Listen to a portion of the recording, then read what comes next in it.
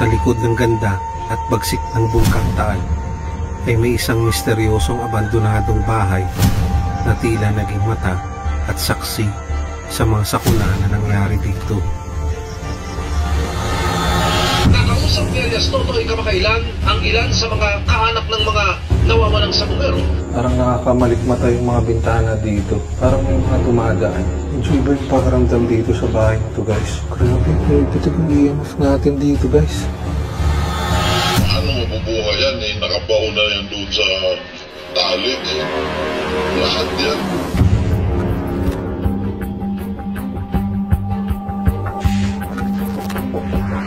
Taon 1970s nang itinayo ang bahay na ito. At ayon sa aming mga nakausap, pagmamayari daw ito ng isang kilalang negosyante at itinayo daw ito upang maging isang rest house ng kanyang pamilya.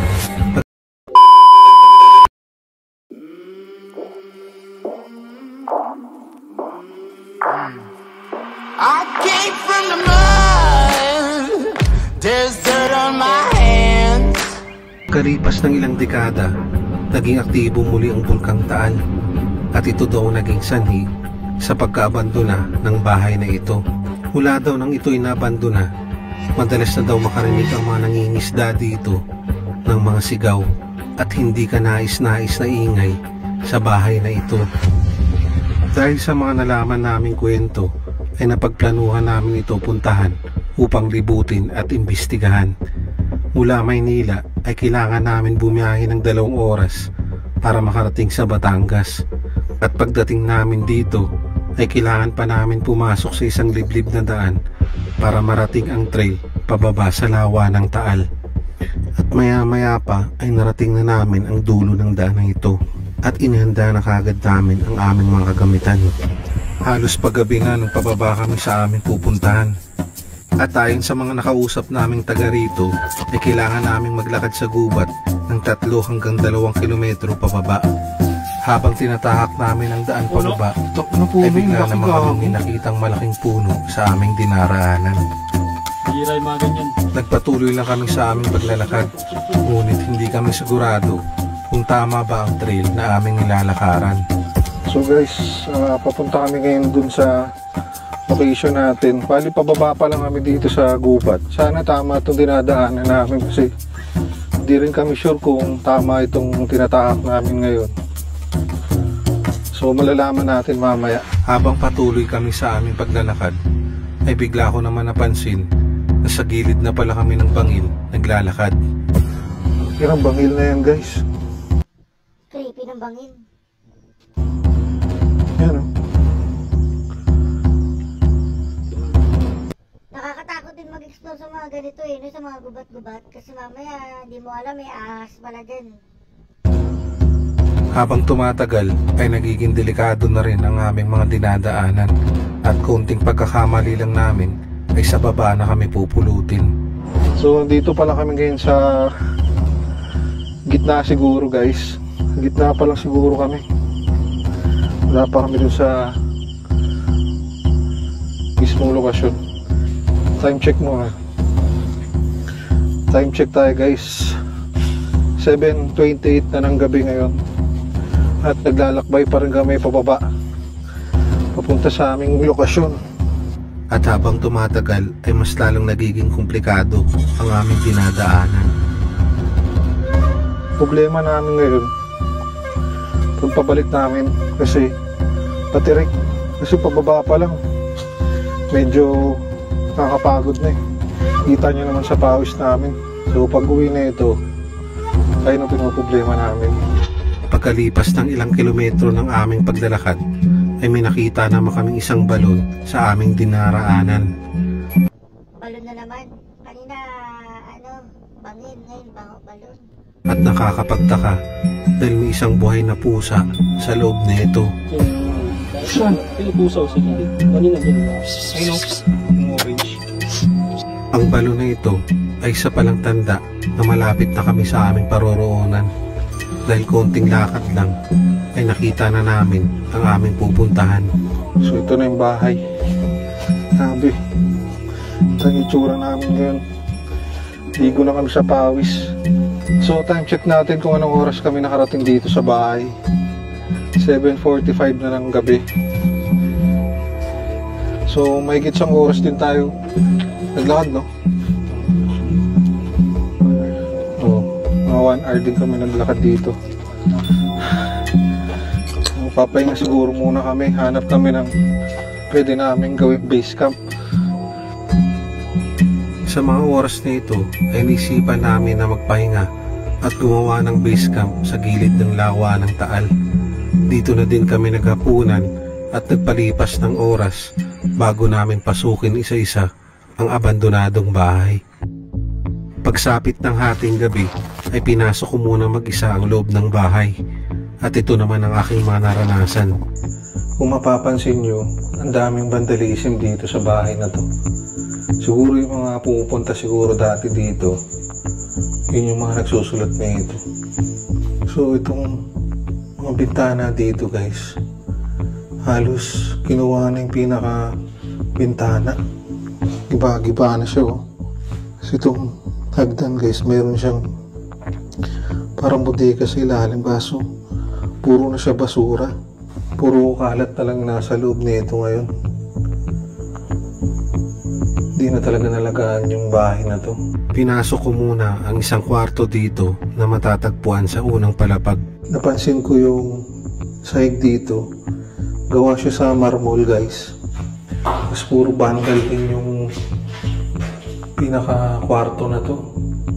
Puro sulat sa dingding. Check din natin ibang mapupunta natin dito sa bahay. Tapos yung pinaka-bintana rin dito, wasak-wasak na din eh oh. Siguro may mga kumuha ng pinaka-bintana na ito, yung pinaka-brace ng bakal. Medyo iba yung pakiramdam dito sa bahay nito guys. Lalo na ang tagal na ito na abandona. Parang nakakamalikmata yung mga bintana dito. Parang may mga dumadaan. So ito naman yung pinaka hallway nila dito patungo dun sa CR nila. Sa bandang likod ay matatagpuan nyo naman ang kanilang kusina. So ito, parang ito yung pinaka kusina nila. Dito pa yung pinaka sink nung kusina. Tapos puro na rin bubog yung mga nandito ngayon. Tapos ito naman, para siyang dirty kitchen. Puro dito yung mga ihaw-ihaw dito ginagawa. Kung makikita nyo guys, yung mga kisame dito, medyo may lumot-lumot na siya sa mga semento. Tapos yung mga bintana dito, giba-giba na rin. Kung makikita nyo yung mga bintana, ayan o, puro kahoy. Check naman natin guys yung ibang parte nitong bahay. Hindi naman siya ganun kalakihan talaga. Pero ang creepy niya, kasi nandito siya mismo sa paanan ng Taal. Nag-iisang bahay lang to dito. Sa tabi ng kusina ay matatagpuan naman ang isang lumang banyo nila. Kung mapapansin nyo guys, yung CR dito medyo sira-sira na rin, pero gawa siya. Ayan yung banyo, ang creepy ng banyo. Nakakatakot. Siya sa tiles. So dito pa yung pinakabutas ng toilet bowl nila dati. Pagkatapos ko maglibot dito ay naisipan ko nang akyatin ang itaas na bahagi ng bahay. So check naman natin yung taas nitong bahay. Medyo sira-sira na yung hagdan dito, pero feeling ko Daming bandal, pugi. pwede naman siyang daanan sa gilid lang. Medyo pahirapan ang pag-akyat ko dito dahil wala na itong tapakan sa mismong hagdan. At pag-akyat ko, ito naman ang unang kwarto na bumungad sa akin. So dito guys, merong isa akong kwarto na nakita. Para siyang pa letter L. Tapos giba-giba na rin yung mga bintana, pati yung kisame. Wala na yung pinakakahoy niya. Puro bandal na rin yung mga pader dito. Kung makikita nyo, yung mga sahig dito, parang siyang gawa sa kahoy. Eh no, kaso tinuklap na yung ibang parts nito. Parang siyang puzzle tiles na kahoy. Puro bato-bato na rin. Halatang giniba na talaga yung mga ibang parte nitong bahay. Sa tabi ng kwartong ito ay matatagpuan naman ang kanilang veranda. So ito siguro guys, ito yung pinaka-terrace ng bahay. Wala na siyang railings eh. Tinanggal na siguro yung pinaka-railings na ito. Pero parang mayroon siyang daanan. Parang may hallway dito sa gilid. Kung mapapansin nyo, itong sahig ng terrace, gawa rin siya sa marmol. Tapos wala na rin kisame yung bubong dito. Sa bandang likod ay makikita naman ang isang balcony na halos kinain na rin ang kagubatan. Kung mapapansin nyo, napakalawak ng balcony na itong bahay. Pero puro na rin siya damo-damo. Tapos bawat kwarto, merong tagusan dito sa pinaka-balcony. Dito sa balcony ay makikita naman ang isang CR na halos puno na rin ng damo. Ito naman merong CR siguro to dati. Halos tinakpan na rin siya ng mga damo. Pinasok ko na din ang isa pang kwarto dito na matatagpuan sa taas. Ito naman yung isang kwarto dito sa taas, guys. Meron din siyang tagusan dun sa balcony na dinaanan natin kanina. Pero sira na talaga yung ibang parte nitong bahay. Halatang ninakawan tong bahay na to. Pati yung mga plywood sa kisame, kinuha na rin. Sa tapat ng kwartong ito ay matatagpuan din ang isa pang kwarto dito sa taas. Tapos itong tapat naman nitong kwartong to, meron din siyang maliit na kwarto. Halos ganun din yung itsura ng kwarto na ito dun sa mga pinunta natin kanina. Giba-giba na rin, sayang yung bahay na to. Pero dito sa kwartong to, makikita niyo yung pinakasahig niya. Nandito pa yung mga wooden puzzle na para siyang tiles na dinidikit sa sahig dati. Habang naglilibot ako sa palapag nito, ay sinubukan ko na rin magbukas ng EMF. At ito naman ang nangyari. Pitik yung EMF natin dito. Habang naglalakad ay unti-unti namang umiilaw ang EMF. Kaya hinanap ko kung saan ito nanggagaling. Taas nito. Taas ng EMF, pumapalo ng orange. At habang nasa balcony ako, ay unti-unti na itong lumalakas. Grabe, pumipitik yung EMF natin dito, guys. Sobrang lakas ng frequency. Sabi ni Sir Ed, pagka pumatak ng orange yan, meron talaga eh. Na nasasagap ng EMF dito, na parang nasa harapan ko lang siya. Makikita nyo, meron siyang nasasagap na frequency dito. At hindi na ako nag-aksaya ng oras at tinawag ko na ang aking mga kasama para magsagawa ng isang investigasyon dito. So guys, time check muna tayo ngayon. 3:37 AM na ngayon. At tatry natin makipag-communicate sa mga frequency dito or mga entity na nandito ngayon. So nandito kami ngayon lahat sa balcony ng bahay. Tatry natin makipag-communicate kung anong meron dito.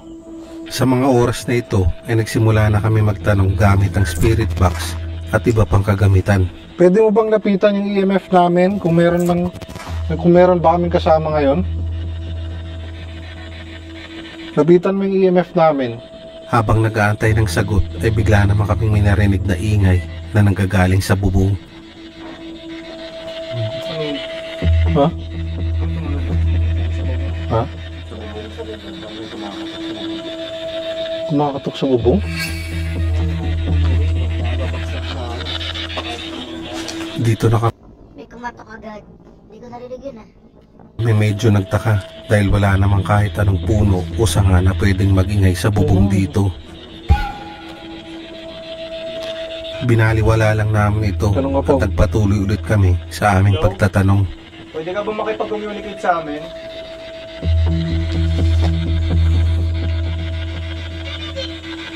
Babae. Ha? Babaeng bata. Pwede yun ah.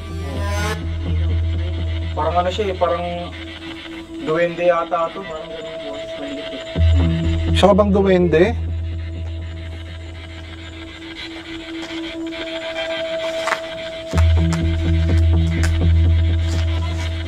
Oo. Oo. Isa ka bang elemento dito? Ano ka, isang ligaw na kaluluwa? Nag-aalay kami ng kandila sa'yo. Nandito ka man, pwede ka bang magparamdam sa amin? Habang nagtatanong, ay bigla namang umilaw ang nilapag naming REM-pad. Ha?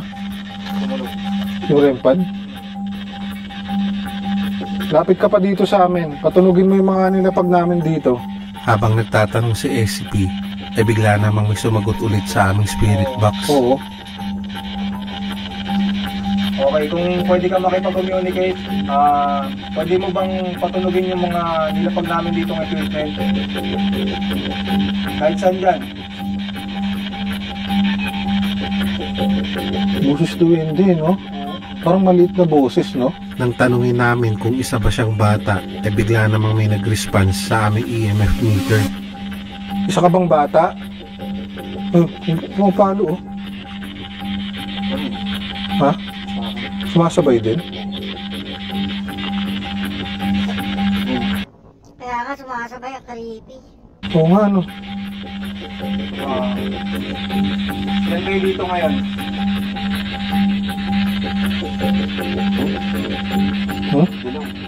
Hindi dilaw? Nang tanungin namin kung asan siya banda dito sa bahay, ito naman ang sagot niya sa aming spirit box. Lapit ka pa sa amin dito. Ayun po ba? Pumapalo na siya. Pwede ba namin malaman kung nasan ka banda? Nasa kwarto ka ba ngayon? Nasa loob ka ng bahay? Sa top daw. Ha? Nang tanungin namin kung isa ba siyang babae, ay bigla ulit itong nag-respond sa aming EMF meter. Kung isa kang babae, pwede mo bang pailawin yan hanggang dilaw? Uy, babae. Oo. Bata ka ba? Isa kang batang babae dito? At nang tinanong namin Bakla yan, bakla. Charot. kung anong pangalan niya, ito naman ang sagot niya sa amin. Anong pangalan mo?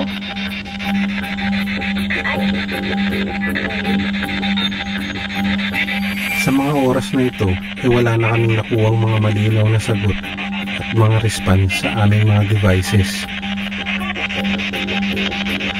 Yun lang ba'y kaya mo?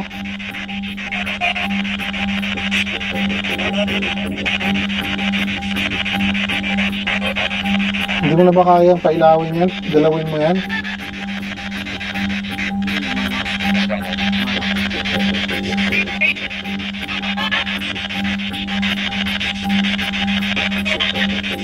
Sige, galawin mo pa.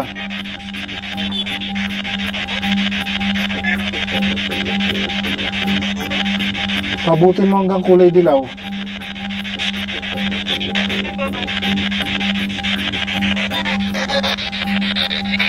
Wala na, hindi na sila sinasagot. Ginuusa sila ng ghost.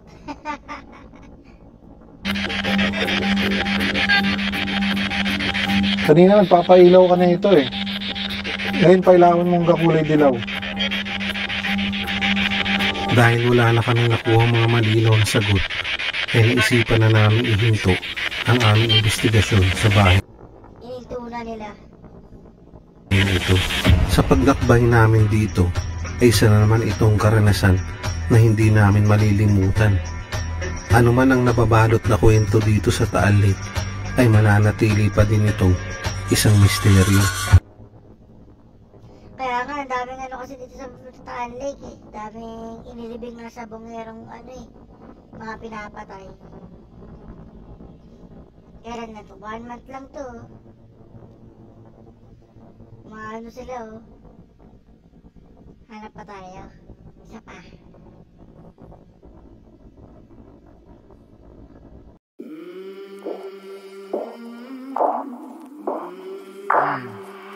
I came from the mud.